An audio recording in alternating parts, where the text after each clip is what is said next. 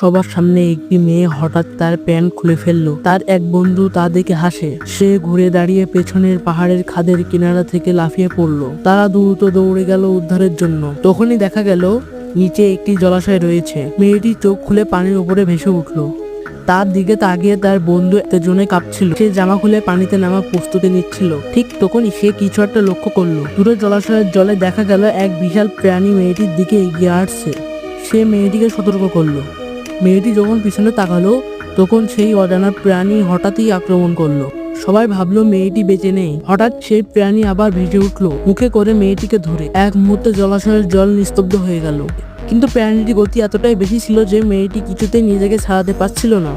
এই সময় সবাই মিলে পাশে এক বড় পাথর জলাশয়ে ঠেলে ফেলে দেয়, যাতে জলাশয়ের মধ্যেও একটি প্রচন্ড শব্দ হয়। শব্দে বিভ্রান্ত হয়ে সেই প্রাণী মেয়েটিকে ছেড়ে দেয়।